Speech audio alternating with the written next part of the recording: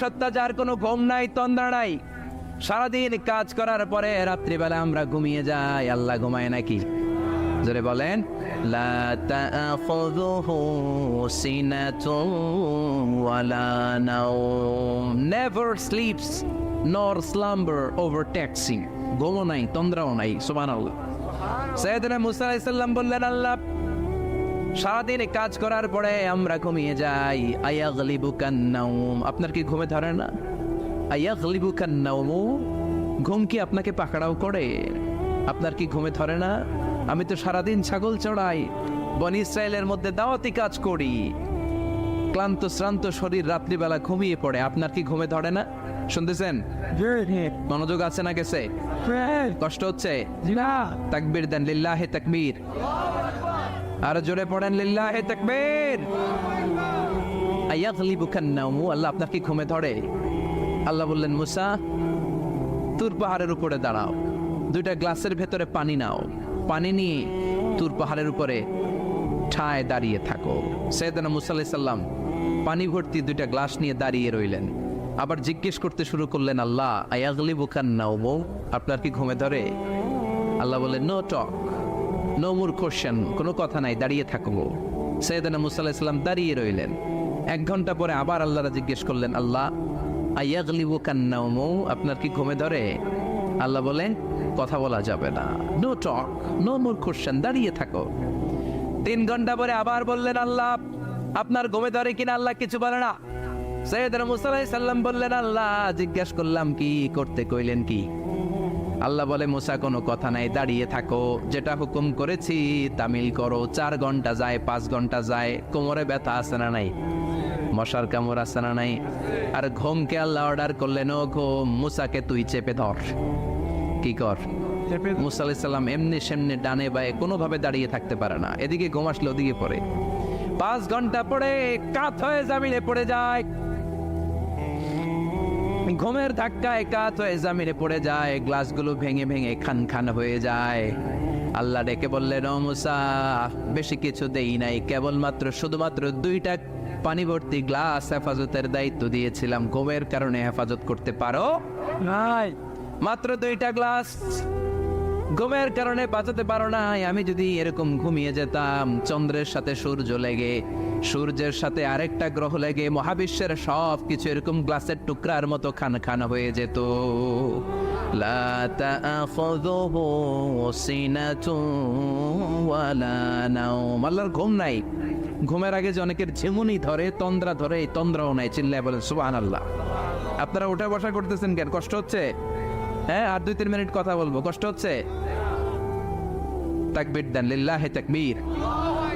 তাহলে আল্লাহর ঘুম নাই, আল্লাহর তন্দ্রা নাই, আল্লাহর আগে কেউ নাই, আল্লাহর পরে কেউ নাই, তিনিই প্রথম, তিনিই শেষ, তিনিই প্রকাশ্য, তিনিই গোপন। এজন্য আল্লাহ বললেন, কুল হুয়াল্লাহু আহাদ, তিনি হলেন এক।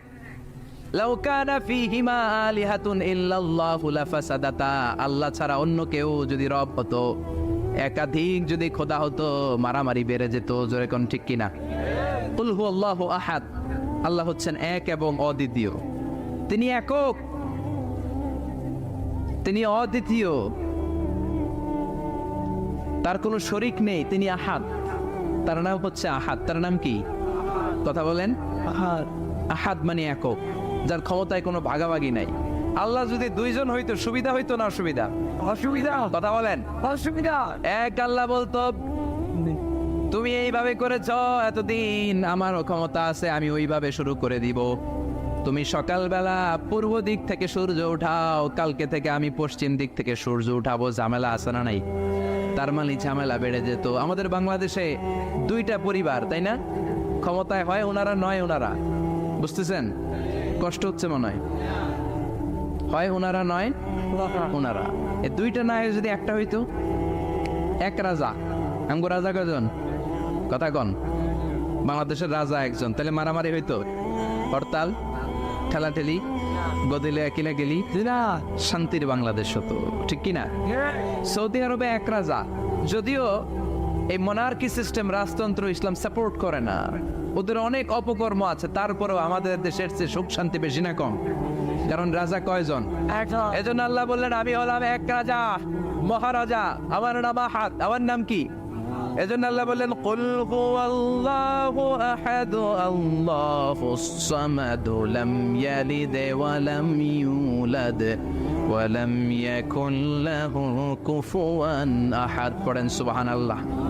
এরপর আল্লাহ বললেন আল্লাহুস সামাদ, আমি অমুখাপেক্ষী, মানে আমি কারো কাছে চাই না। আল্লাহ কারো কাছে চায় নাকি? আমরা চাই কার কাছে? আল্লাহর কাছে। কথা বলেন। আল্লাহর কাছে। আমরা বিপদে পড়লে ডাকি কারে? আল্লাহ ডাকে কারে? আল্লাহ কাউরে ডাকে? কারণ অমুখাপেক্ষী, অফুরন্ত ধনভাণ্ডারের মালিক। পৃথিবীর সব মানুষগুলো যদি এক ময়দানে দাঁড়ায়, তাদের যত চাহিদা আছে সব যদি আল্লাহরে বলে, আল্লাহ গাড়ি দাও, বাড়ি দাও, নারী দাও, ক্ষমতা দাও, এটা দাও, সেটা দাও, সব যদি আল্লাহর কাছে চাইতে শুরু করে, আল্লাহ যদি সব দিয়ে দেয়, তারপর ওনার ধনভাণ্ডারের 1 ইঞ্চিও কমবে না। আরো জোরে পড়েন সুবহানাল্লাহ। এজন্য তিনি হলেন সামাদ। আমরা সবাই আল্লাহর কাছে ঠেকা, কিন্তু তিনি কারো কাছে ঠেকা না। আমরা সবাই আল্লাহর কাছে চাই, কিন্তু আল্লাহ কারো কাছে চান না। জোরে বলেন ঠিক কিনা? এজন্য তিনি হলেন সামাদ। এরপর আল্লাহ বললেন লাম ইয়ালিদ ওয়া লাম ইউলাদ, তিনি জন্ম দেন নাই, আবার তিনি জন্ম নেন নাই। চিল্লায় বলেন সুবহানাল্লাহ। মুশরিকরা বলতো আল মালাইকাতু বানাতুল্লাহ, ফেরেশতারা আল্লাহর মেয়ে। নাউজুবিল্লাহ পড়বেন না? না। ইহুদিরা বলে উযাইর আলাইহিস সালাম আল্লাহর ছেলে, খ্রিস্টানরা বলে ঈসা আলাইহিস সালাম আল্লাহর ছেলে, আর আমরা বলি কুল হুয়াল্লাহু আল্লাহুস লাম ইয়ালিদ ওয়া লাম ইয়াকুল লাহু কুফুয়ান আহাদ। তার মতো কেউ নাই। লাইসা কামিসলিহি শাই, তার মতো কেউ নাই। তিনি তার মতো, তিনি কে? চিল্লায় বলেন তিনি কে? গোটা বিশ্বে আল্লাহর মতো আর কেউ আছে না। ক্ষমতায় তার সমান কেউ আছে? মর্যাদায় তার সমান কেউ আছে? তিনি যে কত বড় দাতা, তার মতো দাতা মহাবিশ্বে কেউ আছে? এজন্য চাইতে হবে একজনের কাছে, তিনি কে? চিল্লায় বলেন তিনি কে? এই তাওহীদের মেসেজই হচ্ছে সূরাতুল ইখলাসের মেসেজ। একত্ববাদে বিশ্বাস করতে হবে। এই একত্ববাদের বিশ্বাস, oneness of god, the idea of oneness of the creator, এটা যদি অন্তরে রাখতে পারেন, জান্নাতকে আপনার জন্য অবধারিত করে দিবে কে? সমাদ হচ্ছে আল্লাহর নাম, আর তার বিপরীত হচ্ছে সনাম। তার বিপরীত কি? সালাম। সনাম মানে মূর্তি। বিশ্বনবীর জামানায় এক লোক মূর্তির ইবাদত করত, মূর্তিটারে সব সময় আদর করত, মূর্তিটারে সব সময় ভালোবাসতো, সোহাগ করতো, মূর্তির কাছে চাইতো। রাত্রিবেলা উঠে মূর্তির কাছে কেঁদে কেঁদে মনের দুঃখ বলতো, আর জিকির করতো সনাম সনাম সনাম। আর সনামের বিপরীত কি? সমাদ। একদিন তার প্রিয় মূর্তিটাকে রেখে, তার কল্পিত খোদাটাকে রেখে সে বাজারে গেল। বাজার থেকে এসে দেখে তার মূর্তি গোসল করে দাঁড়ায় আছে, উপরে পানি, গোসল করা পানি। He thought it is the water of mercy and barakah. সে ভাবলো যেহেতু আমার খোদার গায়ের পানি, এটা রহমতের পানি হবে। কথা বলেন, খোদায় যদি গোসল করে খারাপ পানি দিয়ে করবে নাকি? কথা কয় না। এটা অনেক দামি পানি হবে, এটা নিশ্চয়ই বরকতের পানি হবে। He thought it is the water of mercy and blessings and water of rahmah. সে ভাবলো এটা রহমতের পানি। এই পানিকে তো এমনি মিস করা যায় না। যত রোগ আছে সব রোগের নিয়তে এখনই খাওয়া শুরু করে দেই। জিহ্বা দিয়ে চাটতে শুরু করেছে। Started to suck it, the water of barakah. When he started to suck it, he found the taste is little bit weird. The taste is bitter. স্বাদটা একটু কটা কটা লাগে, লোনা লোনা লাগে, টক টক লাগে। বাট সে মনে মনে ভাবে এটা তো রহমতের পানি, ইট শুড বি সুইটার, এটা তো মিষ্টি হওয়ার কথা। কি হওয়ার কথা? It should be sweeter, but it is bitter. স্বাদটা কেমন টক টক, কটা কটা, লোনা লোনা, লবণ লবণ লাগে। ঘটনা কি? রহমতের পানি, খোদার গায়ের পানি, এটা কটা হবে কেন? খুঁজতে লাগলো কোনো কিছু ঘটছে কিনা। আশেপাশে তাকায় দেখে হাদিসে এসেছে সালাবান। সালাব মানে কি কে জানে? কুত্তা না, খ্যাকশিয়াল। আসলে কি? খ্যাকশিয়াল। আমরা বলে ফেলি যে কুকুর, আসলে দুইটা কুকুর সে দেখতে পেল, আর দেখলো এখনো রহমতের পানি পড়তেছে জায়গা দিয়ে রহমতের পানি ইজ ড্রপিং ডাউন, পানি পড়ছে এখনো। বুঝতে আর বাকি রইল না, আসলে এটা রহমতের পানি না, এটা গজবের পানি। কথা বলেন। রেগে বেগে আগুন। ঘটনা কি? এতদিন ভাবতাম খোদা, এখন দেহি হুদা।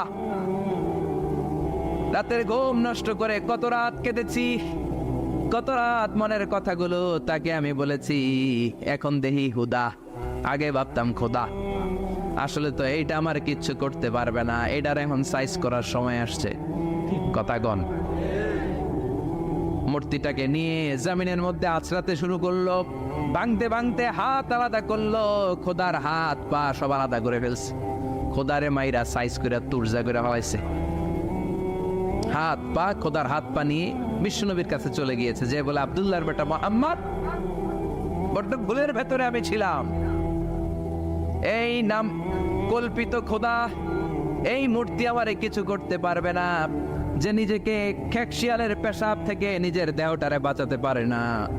এই খেকশিয়ালের পেশাব থেকে যে নিজের রক্ষা করতে পারলো না, সে কিয়ামতের দিন কঠিন মুসিবতের কালে জাহান্নামের আগুন থেকে আমারে কেমনে বাঁচাবে, কেমনে বাঁচাবে? আমি আর এই কল্পিত খোদার ইবাদত করতে চাই না। আপনি আমাকে শাহাদা পড়িয়ে দেন। কি পড়িয়ে দেন? শাহাদাত। ঝিনুকের ভেতর লুকিয়ে থাকে যেমন মতি, ঝিনুকের ভেতর লুকিয়ে থাকে যেমন মতি, কালমা শাহাদাতে আছে আল্লাহর জ্যোতি, কালমা শাহাদাতে আছে আল্লাহর জ্যোতি। পড়েন সবাই। ঝিনুকের ভেতর লুকিয়ে থাকে যেমন মতি, ঝিনুকের ভেতর লুকিয়ে থাকে যেমন মতি, কালমা শাহাদাতে আছে আল্লাহর জ্যোতি, কালমা শাহাদাতে আছে আল্লাহর জ্যোতি। পড়েন আল্লাহু আকবার। এসে বলে আব্দুল্লাহর বেটা মুহাম্মদ, আর আমি এই কল্পিত মূর্তির ইবাদত করতে চাই না, আমারে পড়িয়ে দেন লা ইলাহা ইল্লাল্লাহু মুহাম্মাদুর রাসূলুল্লাহ সাল্লাল্লাহু আলাইহি ওয়াসাল্লাম। কালিমা পড়ে মুসলমান হয়ে গিয়েছে। তার মানে এই সূরার আরেকটা নাম হচ্ছে সূরাতুস সামাদ। তিনটা নাম আমরা শিখলাম এই সূরার। প্রথমে শিখেছি সূরাতুত তাওহীদ, 2 নম্বরে শিখেছি সূরাতুল মারিফা, 3 নম্বরে শিখেছি সূরাতুস সামাদ। এই সূরাটা অনেক ফজিলতপূর্ণ সূরা।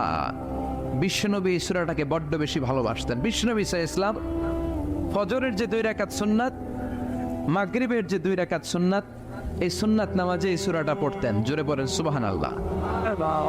আবার যারা হজ উমরা করতে গিয়েছেন, তাওয়াফ করা লাগে, ফরজ তাওয়াফ আছে, নফল তাওয়াফ আছে, 7টা টার্ন করা লাগে। হাজরে আসওয়াদ থেকে শুরু করে আবার হাজরে আসওয়াদ পর্যন্ত 1 চক্কর, এরকম 7টা চক্কর দিলে হয় একটা তাওয়াফ। সব নবীরা, সব আল্লাহর ওলিরা, পৃথিবীর সব মুসলমানরা আল্লাহর এই ঘরকে কেন্দ্র করে প্রতিদিন তাওয়াফ করে। কোন সুবহানাল্লাহ। এবং তাওয়াফের এই ইবাদতটা পৃথিবীর শুধু ওই এক জায়গায় করা যায়। নামাজ পৃথিবীর সব জায়গায় পড়া যায়, ঠিক কিনা? মসজিদুল হারামেও পড়া যায়, বাংলাদেশেও পড়া যায়। জিকির আল্লাহর ঘরেও করা যায়, এখানেও করা যায়। দান ওখানেও করা যায়, এখানেও করা যায়। কিন্তু তাওয়াফের মতো ইবাদত, এটা কি সব জায়গায় করা যায়? নাগাইশে তাওয়াফ করতে পারবেন? সিঙ্গাপুরে পারবেন? আমেরিকায় পারা যাবে? পারা যাবে কোথায়? আল্লাহর ঘরকে কেন্দ্র করে মক্কাতুল মুকাররমাতে প্রতিদিন আল্লাহর ঘরের উপর 120টা রহমত নাজিল হয়। সিত্তিন আলী তাইফিন, তার মধ্যে থেকে 60টা রহমত হচ্ছে যারা আল্লাহর ঘরকে তাওয়াফ করে তাদের জন্য। আরবাঈন লিল মুসাল্লিন, 40টা হচ্ছে যারা আল্লাহর ঘরের সামনে নামাজ পড়ে তাদের জন্য। 40 আর 60 মিলে 100, বাকি রইল কয়টা? ওয়াল 20 লিন-নাযিরিনা ইলাল কাবা, বাকি 20টা রহমত যারা নামাজ পড়ে না, তাওয়াফ করে না, শুধু আল্লাহর ঘরের গিলাফের দিকে তাকিয়ে থাকে, তাদের উপর 20টা রহমত। বিষ্ণু ঈসা ইসলাম তাওয়াফ করার পরে 2 রাকাত নামাজ পড়তে হয়। এই 2 রাকাত নামাজের দ্বিতীয় রাকাতে সূরাতুল ইখলাস পড়তেন, প্রথম রাকাতে পড়তেন সূরাতুল কাফিরুন। তাওয়াফের সালাতে প্রথম রাকাতে কোন সূরা? সূরাতুল কাফিরুন। দ্বিতীয় রাকাতে সূরাতুল ইখলাস বিষ্ণুই পড়তেন। আবার বিতরের সালাতের শেষ রাকাতে বিষ্ণুই পড়তেন সূরাতুল ইখলাস। বিতরের সালাত পড়বেন কয় রাকাত? প্রথমে 2 রাকাত, তারপরে সালাম ফিরিয়ে আবার 1 রাকাত। এইটা সবচেয়ে সহি পদ্ধতি। আবার মাঝে মাঝে বিশ্বনবী 3 রাকাত একসাথে পড়তেন, বসতেন শুধু শেষ বৈঠকে, এটাও ঠিক আছে। আবার আমরা যেটা পড়ি বাংলাদেশে, এটারও দলিল আছে, তবে আম দলিল, এটার খাস দলিল নাই, স্পেসিফিক দলিল নাই। বিষ্ণু বলেছেন তোমরা বিতরের নামাজকে মাগরিবের নামাজ থেকে আলাদা করে পড়ো। আমরা সেটাও করি, কারণ মাগরিবের নামাজে আমরা 3 রাকাতের পরে এরকম আল্লাহু আকবার বলে হাত উঠাই, তা আলাদা হয়েছে না? আবার আমরা আল্লাহুম্মা ইন্না নাস্তাইনুকা পড়ি, এটা কি মাগরিবের নামাজে পড়ি নাকি? না তাহলে পার্থক্য আছে না নাই? তবে প্রথম দুইটা বেশি শক্তিশালী। রাতে 2 করে নামাজ পড়বেন, সব শেষে আপনি 1 রাকাত পড়বেন। বিষ্ণু বলেছেন ইজআলু আখিরা সালাতিকুম ফিল লাইলি বিতরা, তোমরা রাতের শেষ নামাজটারে বিতরের নামাজ বানিয়ে দিও। সুবহানাল্লাহ পড়েন। এই জন্য যাদের তাহাজ্জুদের অভ্যাস আছে, তাহাজ্জুদের পরে পড়া সুন্নাত।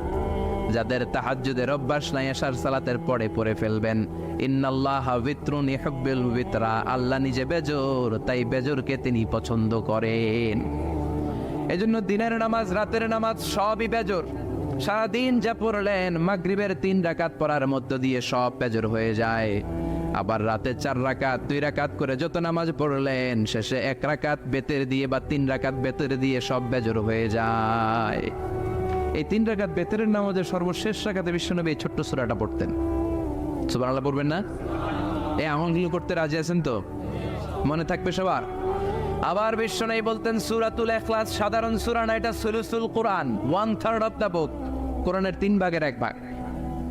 কোরআন 30 পারা। এই সূরা একবার তেলাওয়াত করলে 10 পারার সওয়াব হয়ে যায়। 2 বারে পড়লে 20 পারার সওয়াব হয়ে যায়। 3 বারে পড়লে 30 পারার সওয়াব হয়ে যায়। পড়েন সুবহানাল্লাহ।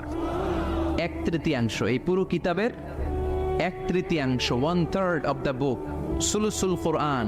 একবার পড়লে 10 পারা, 2 বার পড়লে 3 বার পড়লে 30 পারা। অনেক মুহাদ্দিসিন এবং মুফাসসিরিনরা বলে না, সুলুসুল কোরআন 1/3 অফ দা বুক দিয়ে বিশ্বনবী এটা বুঝায় নাই। বিশ্বনবী বুঝিয়েছে অন্য একটা জিনিস। সেটা কি? সেটা হচ্ছে পুরো 30 পারা কোরআনের কথাকে যদি আমাকে 3 শব্দে আপনি আমাকে বলতে বলেন যে হুজুর পুরো 30 পারায় আল্লাহ কি বলেছে, আমি বলবো তাওহীদ, রিসালাত, আখিরাত। এই 3টা কথা পুরো 30 পারা কোরআনের ভেতরে আল্লাহ তাআলা আমাদেরকে বলেছেন। তাই কোরআনের যে সূরারই তাফসীর আমি করি না কেন, সেখানে হয় তাওহীদ, নয় রিসালাত, নয় আখিরাতের কথা সেখানে আছে না নাই? এজন্য পুরো কোরআনের শিক্ষাটাকে প্রেসাইজ করলে, কনসাইজ করলে 3টা শব্দ দাঁড়ায়, তাওহীদ, রিসালাত, আখিরাত। যেহেতু সূরাতুল ইখলাসের ভেতরে তাওহীদের কথা আছে, তার মানে 3 ভাগের 1 ভাগ কথা আছে না নাই? সুবহানাল্লাহ পড়েন। সুলুসুল কোরআন 1/3 অফ দা বুক। একবার পড়লে 10 পারা, 2 বার পড়লে 20 পারা, 3 বার পড়লে পুরো কোরআনের খতম। কিংবা যে 3টা মেসেজ আল্লাহ দিতে চেয়েছেন পুরো কোরআন দিয়ে, তার একটা এই সূরার ভেতরে আছে না নাই? চিল্লায় বলেন। আবার বিশ্বনবী মদিনাতে হিজরতের আগে কোবা পল্লীতে মসজিদ বানালেন, মসজিদে কোবা। হজ করতে গেলে, উমরা করতে গেলে লোকজন এই মসজিদটাতে বড্ড ভিড় করে। কারণ বিশ্বনবী প্রতি শনিবার, প্রতিদিন, প্রতি সপ্তাহের শনিবার এই মসজিদে যেতেন। কি বার? কথা বলেন। শনিবার। এজন্য মদিনাতে গেলে শনিবারে জিয়ারাত করা সুন্নাত। শনিবারে, প্রতি শনিবারে বিশ্বনবী মসজিদে নববী থেকে হেঁটে হেঁটে হেঁটে হেঁটে এই মসজিদে কোবায় যেতেন। এবং বিষ্ণু বলেছেন যারা ঘর থেকে ওযু করে এই মসজিদে কোবায় যে 2 রাকাত নামাজ পড়বে, একটা কবুল উমরা হজের সওয়াব আল্লাহ তার আমলনামায় দিয়ে দিবে। এই মসজিদে, কোবা মসজিদের জন্য বিশ্বনবী একজন ইমাম নির্ধারণ করলেন। ইমাম সাহেবকে বললেন যাও তুমি নামাজ পড়াও। বিশ্বনবীর অ্যাপয়েন্ট দেয়া ইমাম সাহেব কোবা পল্লীতে যে নামাজ পড়ানো শুরু করলেন, কিন্তু সমস্যা বেড়ে গেল। তিনি মাগরিবের নামাজ, এশার নামাজ আর ফজরের নামাজ, মানে যেই নামাজে আওয়াজ করে কেরাত পড়তে হয়, কয় নামাজে আওয়াজ করে কেরাত? কথা বলেন। কি কি? মাগরিব, এশা, ফজর। এই ইমাম সাহেব ইমামতির চান্স পেয়ে প্রতি রাকাতের নামাজে সূরা ফাতিহা পড়ার পরই সূরা ইখলাস দিয়ে নামাজ শুরু করে, তারপরে আরেকটা সূরা পড়ে, আবার দ্বিতীয় রাকাতে সূরাতুল ফাতিহা পড়ে, আবার সূরা ইখলাস। ফজরের সময়ও সূরা ইখলাস, এশার সময়ও সূরা ইখলাস, মাগরিবের সময়ও এই সূরা। মুসল্লিরা সব খেপে গিয়েছে। সবাই বলে ও ইমাম সাহেব ঘটনা কি? খালি কুল হুয়াল্লাহ পড়েন কেন? আর সূরা নাই আপনার? খালি কুল হুয়াল্লাহ পাইছেন নাকি? নাগাইশ জামে মসজিদের ইমাম সাহেব মাগরিবের প্রথম রাকাতেও সূরাতুল ইখলাস, দ্বিতীয় রাকাতেও ইখলাস। এশার নামাজের প্রথম রাকাতেও ইখলাস, দ্বিতীয় রাকাতেও ইখলাস। ফজরের রাকাতেও ইখলাস, দ্বিতীয় রাকাতেও ইখলাস। কি করবেন? আজকে ইমামের একদিন কি আমার একদিন? পাইছেন কি আপনি? সবাই বলে আপনি পাইছেন কি? ইমাম সাহেব কয় পড়তে মন চাইলে পড়ো, নাইলে অন্য মসজিদে যাও।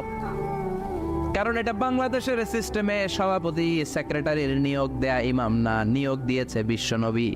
আবার ক্যান্সেল করলেও লাগবে বিশ্বনবীরে, ঠিক কিনা? নিয়োগ দিয়েছে বিশ্বনবী, নিয়োগ বাতিল করলেও করবে কে? বিশ্বনবী। মুসল্লির তো কোনো এখতিয়ার নাই। সব মুসল্লিরা মিলে বিশ্বনবীর দরবারে যায়, যে বলে নবী কি ইমাম সাহেব দিলেন, কুল হু আল্লাহ ছাড়া কিচ্ছু পারে না, খালি কুল হু আল্লাহ। কি এক মুসিবতে আছি, প্রত্যেক নামাজে কুল হু আল্লাহ আহাদ দিয়ে শুরু করে, এরপরে আরেক সূরা পড়ে। ঘটনা কি? বিশ্বনবী বললেন ইমাম সাহেব রে ডাকো। বিশ্বনবী ইমাম সাহাবীরে বললেন, ও সাহাবী, কেন এই কাজটা করো? তোমার মুসল্লিরা বলে প্রতি রাকাতে কেন কুল হু আল্লাহ দিয়ে শুরু করো, ঘটনাটা কি? অন্য সূরা পড়ো না কেন? সাহাবী বলে, নবী গো, এই সূরাটারে আমি বড্ড বেশি ভালোবাসি, কারণ ফিহি সিফাতুর রহমান, এই সূরার ভেতরে আমার আল্লাহর পরিচয় আছে গো নবী। এই ছোট্ট সূরার ভেতরে রব্বুল আলামিন যত সুন্দরভাবে নিজের পরিচয়টা বলে দিয়েছেন, কোরআনের কোন সূরার ভেতরে সেই পরিচয় আমি পাই না। তাই এই সূরাটা দিয়ে প্রতি রাকাতে নামাজ শুরু না পড়লে আমার কলিজা ঠান্ডা হয় না গো নবী। বিশ্বনবী বললেন, ঠিক আছে, চেঞ্জ করার দরকার নাই, তুই প্রতি রাকাতেই কুল হু আল্লাহই পড়বি। সুবহানাল্লাহ পড়েন। প্রতি রাকাতেই তুমি সূরাতুল ইখলাস পড়বা, ইমামতি বাতিল হবে না। তবে জেনে রেখো, এই সূরার প্রতি ভালোবাসা কিয়ামতের দিন তোমার জান্নাতে পাঠায়া দিবে। এই সূরার ভালোবাসার কারণে জাহান্নামের আগুন তোমার জন্য হারাম করে দিয়েছে কে? এজন্য সূরাতুল ইখলাস বেশি বেশি তেলাওয়াতের দরকার আছে না নাই? কথা বলেন। স্যার আজকে থেকে বেশি বেশি সূরাতুল ইখলাস তেলাওয়াত করবেন তো? সবাই রাজি আছেন তো? নবম হিজরির ঘটনা। বিশ্বনবী সাল্লাল্লাহু আলাইহি ওয়াসাল্লাম তাবুকের যুদ্ধে গেলেন। বিশ্বনবী তাবুকের ময়দানে আসছে শুই না, কাফের মুশরিকের আন্ডা বাচ্চা শব্দ। কারণ বিশ্বনবী কোনো যুদ্ধে গেলে বা কোনো জায়গায় দাঁড়ালে ওনার ডানে বায়ে সামনে পেছনে 1 মাসের এরিয়ার মধ্যে যদি কোনো কাফের মুশরিক থাকে, তাদের অন্তরের ভেতরে বিশ্বনবীর ব্যাপারে ভয় আর ধুকধুকানি তৈরি করে দেয় কে? বিশ্বনবী তাবুকের ময়দানে গেলেন। রোমান সাম্রাজ্যের খ্রিস্টান সৈনিকেরা যখন জানতে পারলো বিশ্বনবী এসেছে, সব সৈনিক নিয়ে দৌড়। আইজো দৌড়, কাইলো দৌড়, কই যুদ্ধের দরকার নাই, ভিক্ষা লাগবো না, আগে কুত্তা ঠাগান, সব দৌড়। কোন যুদ্ধ ছাড়াই বিশ্বনবী জিতে গিয়েছে। কোন সুবহানাল্লাহ। বিশ্বনবী আল্লাহ শুকরিয়া করলেন। হঠাৎ বিশ্বনবী দেখলেন আকাশের সূর্যের আলো ক্ষীণ হতে শুরু করেছে, কমতে শুরু করেছে। তিনি খেয়াল করে দেখলেন এর কারণ সাইয়েদনা জিব্রাইল বিশাল ফেরেশতাদের বহন নিয়ে পৃথিবীতে নেমে আসছেন। পড়েন সুবহানাল্লাহ। এসে বললেন, ইয়া রাসূলুল্লাহ, আমি 1,40,000 ফেরেশতা নিয়ে নেমে এসেছি। আপনি কি জানেন না, ঠিক একটু আগে মদিনাতে আপনার এক প্রিয় সাহাবা, তার নাম হচ্ছে মুআবিয়া ইবনে মুআবিয়া আল মুজানি, একটু আগে শেষ নিঃশ্বাস ত্যাগ করেছে। বিশ্বনবী বললেন, ইন্না লিল্লাহি ওয়া ইন্না ইলাইহি রাজিউন। সাইয়েদনা জিব্রাইল বললেন, ও নবী, আপনি কি আপনার প্রাণের সাহাবীর জন্য গায়েবানা জানাজা পড়বেন না? বিশ্বনবী বললেন, অবশ্যই পড়বো। গায়েবানা জানাজা চিনেন তো? এটা পড়া কিন্তু সুন্নাহ। সামনে লাশ নাই, কিন্তু আমি ইমাম, সবাই দাঁড়ালেন পেছনে, আল্লাহু আকবার, 4টা তাকবীর দিয়ে আমরা নামাজ পড়লাম, মৃত ভাইয়ের জন্য দোয়া করলাম, এটার বলে গায়েবানা জানাজা। সুবহানাল্লাহ পড়েন। বিশ্বনবী বললেন, অবশ্যই পড়ব। সাহাবীদের মধ্যে ঘোষণা দিলেন, ও সাহাবারা, তোমাদের ভাই মুআবিয়া ইবনে মুআবিয়া আল মুজানি কিছুক্ষণ আগে মদিনাতে ইন্তেকাল করেছে। তোমাদের ভাইদের জন্য সবাই বাইরে বের হয়ে আসো, এই মাত্র আমরা এই মুহূর্তে আমরা গায়েবানা জানাজা পড়ব। বিশ্বনবী প্রথম কাতারে দাঁড়ালেন, হাজার হাজার সাহাবারা লাইন ধরে দাঁড়ালো। সাইয়েদনা জিব্রাইল 1,40,000 ফেরেশতা নিয়ে সাহাবাদের পেছনে 2টা লাইনে দাঁড়িয়ে গেলেন। প্রথম লাইনে 70,000, দ্বিতীয় লাইনে আরো 70,000, 1,40,000 ফেরেশতাদের বহর। আর সাহাবারা মিলে আল্লাহু আকবার বলে গায়েবানা জানাজা শুরু করলেন। নামাজ শেষ। বিশ্বনবী তো অবাক, ঘটনা কি? কোন সাহাবীর গায়েবানা জানাজায় তো ফেরেশতা নামে না আকাশের উপর থেকে। বিশ্বনবী জিজ্ঞেস করলেন, জিব্রাইল, কোন সাহাবীর গায়ে বানা জানা যায় তোমরা আকাশ থেকে এত ফেরেশতার বহর নিয়ে নামো নাই। কি এমন আমল করেছে আমার মুআবিয়া, কি এমন ভালো গুণ ছিল, ভালো আমল ছিল, যার কারণে আরশের উপরে তার এত সম্মান, যার কারণে 1,40,000 ফেরেশতার বহর নিয়ে তোমরা দুনিয়াতে নেমে এসেছো। সাইয়েদনা জিব্রাইল বললেন, নবী তেমন কোনো বড় আমল নয়, ছোট্ট একটা আমল, কিন্তু আমলটারে ভালোবেসেছে কে? আপনার এই প্রিয় সাহাবী হাঁটতে বসতে চলতে ফিরিতে সব সময় পড়তো কুল হুয়াল্লাহু আহাদ আল্লাহুস সামাদ লাম ইয়ালিদ ওয়া লাম ইউলাদ ওয়া লাম ইয়াকুন লাহু কুফুয়ান আহাদ। পড়েন আল্লাহু আকবার। এজন্য বেশি বেশি সূরাতুল ইখলাস তেলাওয়াত করতে রাজি আছেন তো? মনে থাকবে? বিষ্ণু ঈসা ইসলাম প্রতিদিন ফজরের নামাজের পরে, মাগরিবের নামাজের পরে, ওয়া ইনদামা ইয়ামশি ইলা ফিরাশিহি, রাতে যখন বিছানায় যাবেন এই দুই হাতকে একত্রিত করে সূরাতুল ইখলাস পড়তেন, সূরাতুল ফালাক পড়তেন, সূরাতুন নাস পড়তেন, পড়ে হাতে ফু দিতেন। সহিহ হাদিস। ফু দিয়ে এই ফু দেওয়া হাতটা সারা দেহের মধ্যে ইয়াবদাউ বিহিমা রাসাহু, মাথা থেকে শুরু করে পা পর্যন্ত এভাবে মেসেজ করে দিতেন, মালিশ করে দিতেন। সুবহানাল্লাহ পড়েন। This is a protection you take from your Lord, from all the bad eyes, evil eyes, সব হিংসুকের চোখ থেকে, হিংসা থেকে, সব জাদুটোনা থেকে, সব ব্ল্যাক ম্যাজিক থেকে আপনি প্রোটেকশন চাইলেন কার কাছে?